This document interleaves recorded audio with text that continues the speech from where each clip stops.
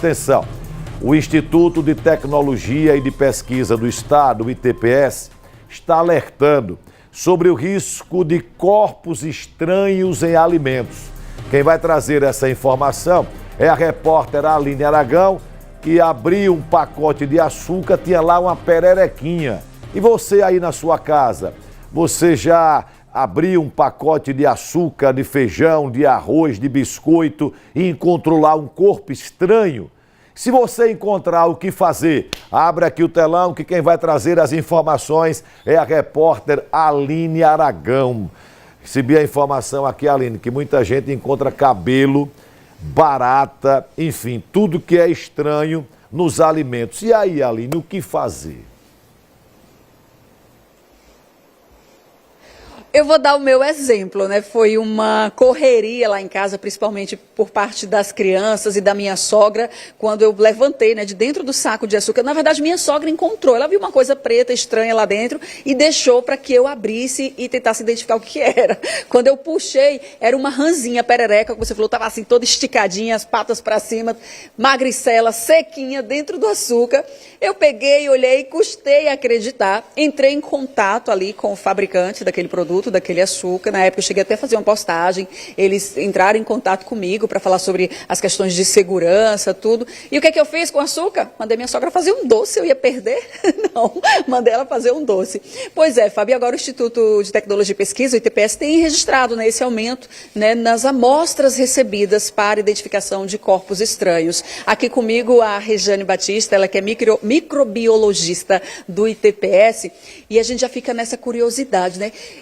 Quais são os tipos, né, de corpos estranhos mais comuns que têm sido encontrados? Eu falei dessa perereca. O Fábio disse que recebeu lá alguns comentários, depois que a gente fez a primeira entrada, das pessoas relatando cabelo, barata ou as perninhas da barata. O problema é quando você encontra as perninhas da barata, Fábio, quer dizer que você já comeu o restante. É mais ou menos assim, Rejane? Bom dia. Bom dia, Fábio. Bom dia. Então, ultimamente, realmente a gente tem recebido uma demanda bem maior de amostras para análise de sujidades, que é essa pesquisa de corpos estranhos em alimentos. Para você que está aí do outro lado e não sabe bem o que seria corpos estranhos, gente, corpos estranhos são matérias indesejadas encontradas nos alimentos. Então, provavelmente, esse aumento em nossa demanda pode ser em virtude do maior rigor nas fiscalizações. Por quê? A segurança alimentar ela é de responsabilidade do consumidor, dos órgãos fiscais de vigilância, bem como dos consumidores, né? Então, uma vez que os consumidores encontram algum corpo estranho em um alimento e quer registrar, quer publicar, quer relatar para o saque da indústria ou para a vigilância sanitária, ele pode trazer até aqui no ITPS, no Laboratório de Microbiologia. A gente realiza esse tipo de análise para identificar e quantificar e checar se está dentro dos limites de tolerância estabelecidos pela Anvisa, né, que é o órgão de fiscalização federal. Então, muitos produtores aqui do estado têm trazido também as suas amostras para garantir, para certificar a qualidade dos seus alimentos. Vocês já devem ter escutado falar, né, não só aqui no estado de Sergipe, mas no mundo como um todo. O ano passado a gente teve um problema aí com uma marca extremamente bem conceituada de chocolate, onde alguns clientes na Suíça, por exemplo, encontraram fragmentos indesejados em chocolate, e aí os lotes foram apreendidos e o pessoal ficou com certa restrição com a marca. Então, o que acontece? Você que é produtor de alimentos, principalmente manufaturados, né, requer um pouquinho mais de cuidado, é interessante que seja feita a análise periódica desses produtos. Por quê?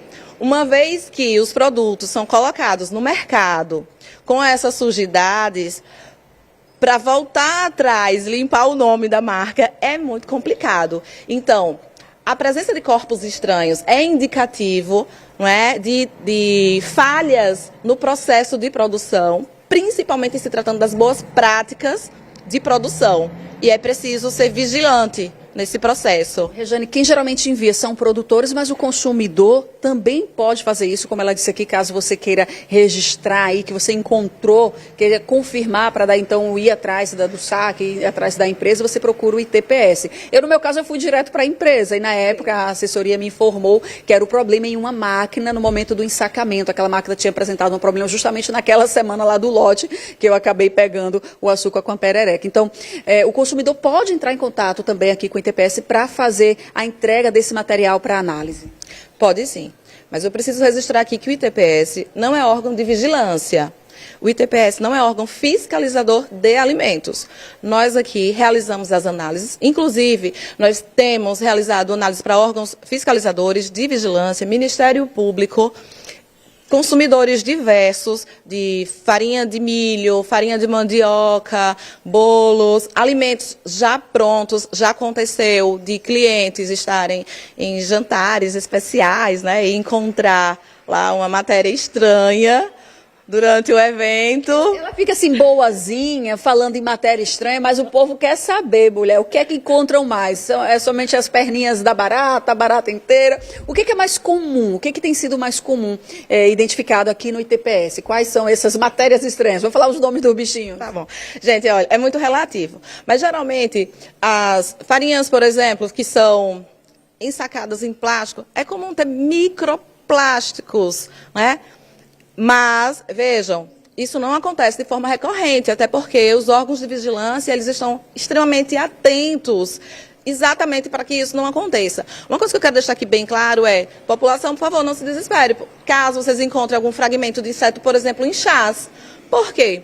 Insetos em chás é um corpo estranho, certo? Mas é inevitável. Afinal de contas, chá é um produto natural. E durante a sua produção pode pousar ali alguns insetos e aí fica uma asinha, uma patinha, né? Isso aí não vai causar prejuízo, é o que entende a Anvisa, e por isso existe um limite de tolerância para o número de segmentos de insetos em chás, por exemplo. Em relação ao que é mais comum. Bom, aqui durante as nossas análises, a gente já encontrou microfibras de plástico, pedacinhos de vidro, pedrinhas. Então, a gente pede e reforça o seguinte: na condição de consumidor, é muito importante que, ao comprar um alimento, o consumidor esteja atento à embalagem. A embalagem está íntegra? Ou a embalagem está rasgada, furada, com vestígios, com possibilidade de ter passado ali um roedor? Porque aí você já evita, já não compra.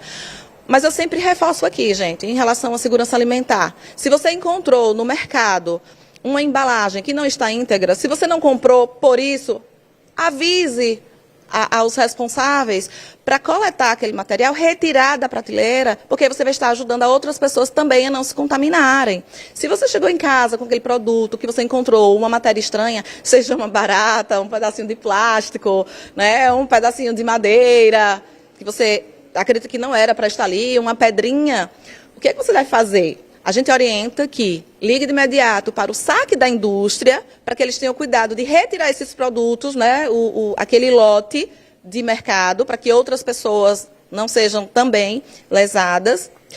É importante que seja comunicado à vigilância sanitária local e, se você se sentir confortável, vem até aqui, o ITPS, dá entrada no nosso saque, faz a análise desse alimento aqui no laboratório de microbiologia e aí você vai entender melhor o que é aquela matéria, se aquela matéria está em condições de causar prejuízos e danos à saúde do consumidor, não é? É uma tríade. Esse compromisso aí de segurança alimentar é realmente uma tríade que deve estar trabalhando ali, ó, juntinho e bem alinhado. Muito bem, Rejane explicando muito bem toda essa situação. Você falou sobre o chá, aí eu lembrei de uma coisa que é muito comum, a dona de casa vai se identificar comigo, a gente encontrar no arroz aquelas minhoquinhas que viram depois borboletinhas, lá o gorgulho também, e aí não tem como evitar, porque é do próprio produto. Do próprio produto. O que acontece é que ele não pode estar em grandes quantidades. É onde entra aí a importância de realizar a análise de sujidades. Por quê? Em se tratando de matérias inevitáveis, essas que fazem parte da produção, principalmente produtos agrícolas, como uma minhoquinha, um bagacinho, um pedacinho de folha, aí precisa estar, sim, dentro dos limites de tolerância. Pode acontecer de ter um fragmento, outro, ou uma quantidade X mínima, mas não pode estar de forma exagerada. Até porque, senão, ao invés de você comprar arroz, você vai estar comprando minhocas. Rejane, muito obrigada pelas informações e participação. Rapidinho, hoje é aniversário do seu Zé Sapo, mas dona Ana, mãe da Rejane, manda parabéns. Feliz aniversário, mãe, tudo de melhor. Um beijo. É isso, dia festivo também para a mãe da Rejane aqui, a dona Ana, Fábio.